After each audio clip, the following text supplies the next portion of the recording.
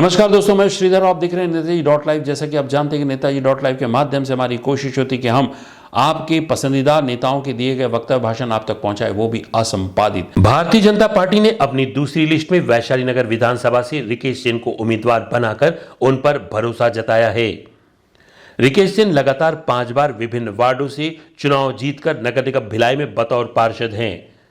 रिकेश जैन को उम्मीदवार बनाए जाने के मुख्य कारणों की एक वजह यह है कि आम जनमानस के बीच अपनी सेवाओं के जरिए वे बने रहते हैं, वहीं उनकी जरूरत पर उनकी आवाज बनकर व्यवस्था को भी झकझोर देते हैं।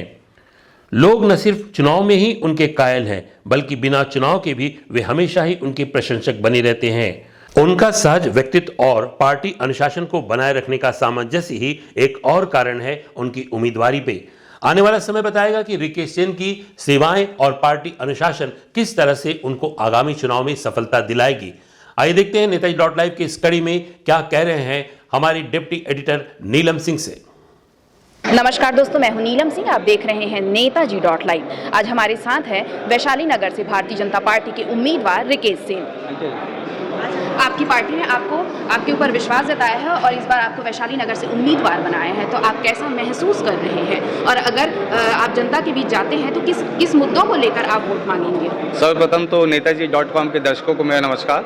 और बहुत अच्छा चैनल है आपका, जन जन तक ये चैनल पहुंचता है।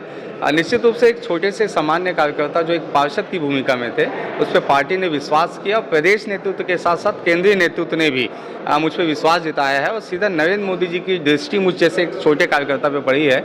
और इस विश्वास को तोड़ूंगा नहीं, बल्कि यहाँ से 51,000 पार की लीड से हमारे पार्टी के लोग, पार्टी का एक अंतिम पंक्ति में बैठा हुआ कार्यकर्ता भी 51,000 से जिता के नरेंद्र मोदी जी को और केंद्रीय नेतृत्व और प्रदेश नेतृत्व को गिफ्ट दिया जाएगा। तो इतनी बड़ी जीत हमारी होने वाली है। जी, आप लगातार पार्षद रहे हैं, इस क्षेत्र में आपका कैसा अनुभव रहा है?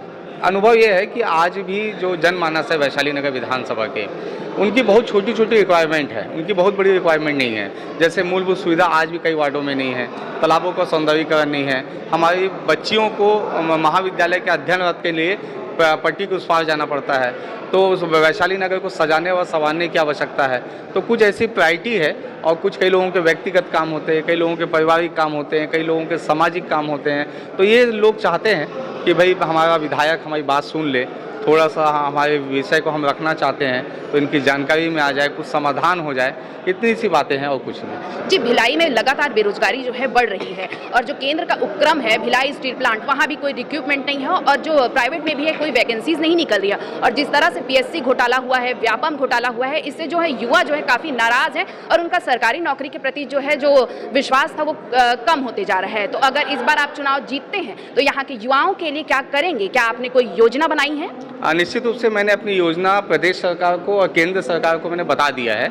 मैंने ये निवेदन किया है कि अब हमारे जो बच्चे हैं जो पुणे में हैं, बेंगलोर में हैं, हैदराबाद में हैं, आईटी सेक्टर से रिलेटेड, तो आईटी हब बनाया जाए ताकि हमारे बच्चे यहाँ ना जाएं। दूसरी बात, जो प्राइवेट काम करना चाहते हैं, प्रति माह या 3 महीने में एक बार मैंने तय किया है कि वैशाली नगर विधानसभा में रोजगार मेले का आयोजन किया जाएगा।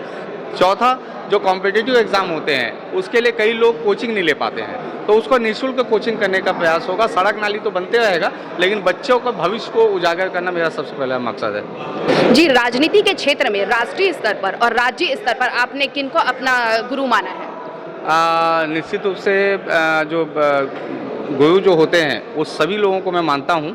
जो लोग मुझे हर दिन कुछ शिक्षा देते हैं, तो प्रतिदिन जिसे सीखने को मिलता है, वो सभी मैं उनको गुरु मानता हूँ। और विश्व गुरु तो एक ही है, नरेंद्र मोदी जी। जी, नेताजी डॉट लाइव के माध्यम से आप यहाँ के मतदाताओं के और अपनी जनताओं को क्या संदेश देना चाहते हैं, क्या आश्वासन देना चाहते हैं जिससे वो आपके ऊपर विश्वास जता सकें? मैं नेताजी.com के माध्यम से आप सभी जनमानस को निवेदन करता हूं कि आपका नवरात्रि का त्यौहार निकल गया, दशहरा भी निकल गया, अब दीपावली आने वाला है, छठ पूजा आने वाला है। इस बीच में सबसे बड़ा त्यौहार जो 5 साल में आता है और वो त्यौहार है आपका मतदान करने का।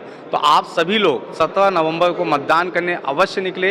एक दिन अपने काम को कुछ घंटों के लिए छोड़ दें और मतदान करना आपका विवेक है, लेकिन मतदान 100% होना चाहिए। और इस बात का ध्यान रखना है कि आपका जनप्रतिनिधि जो चुनाव में खड़ा हुआ है, आपका प्रत्याशी खड़ा है, उसे कैसे जनप्रतिनिधि बनाना है और कौन व्यक्ति आपके साथ खड़ा हो सकता है, कौन सी पार्टी इस देश पे विकास कर सकती है, ये सोचना आपका काम है। इसलिए मतदान करने अवश्य निकलना है, ये मेरा आपसे निवेदन है। जी धन्यवाद। आपने देखा क्या कह रहे थे वैशाली नगर से भारतीय जनता पार्टी के उम्मीदवार रिकेश सेन। हमारे इस चैनल में बने रहने के लिए हमारे इस चैनल को लाइक करें, शेयर करें, सब्सक्राइब करें। नमस्कार। नेताजी .live के प्रायोजक है Satyadeep diagnostic and clinic, Supela, Bhilai.